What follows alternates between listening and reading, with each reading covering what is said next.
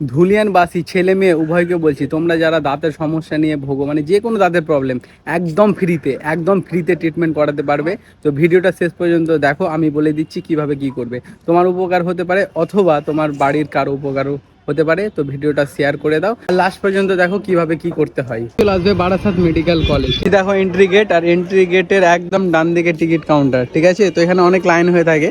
তো তোমরা যদি এখানে টিকিট না করতে পারো তাহলে আরেকটা জায়গা আছে, চলো দেখাচ্ছি। টিকিট কাটার পরে এই রাস্তা দিয়ে চলে যাবে, ওপিডির সামনে একদম চলে আসবে এআরটি সেন্টার লেখা আছে।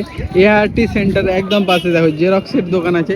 জেরক্সের দোকানের ভিতরে তোমরা টিকিট পেয়ে যাবে, মাত্র 10 টাকা লাগবে। এখানে লাইন তেমন থাকে না, তো তোমরা তাড়াতাড়ি হয়ে যাবে এখানে টিকিট কাটা। টিকিট কাটা হয়ে গেলে এই যে দেখো সামনে একটা রাস্তা যাচ্ছে, এইদিকে একটা রাস্তা যাবে আর এইদিকে একটা রাস্তা যাবে।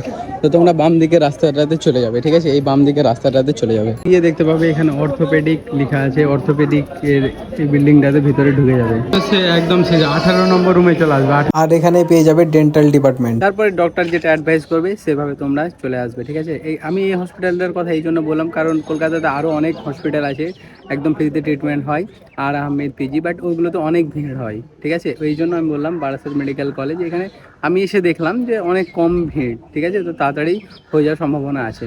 আর যদি কোনো কোশ্চেন থাকে তো তোমরা কমেন্টে করতে পারো। আমার ট্রিটমেন্ট স্টার্ট হবে, ওই জন্য আমি কিছু খেয়ে নিলাম, কারণ তারপর আর খেতে পাবো না। লক্ষ্য করলাম অন্যান্য গভর্নমেন্ট হসপিটালের থেকে এই হসপিটালটা কিন্তু অনেক পরিষ্কার পরিচ্ছন্ন, এনআরএস পিজি থেকে।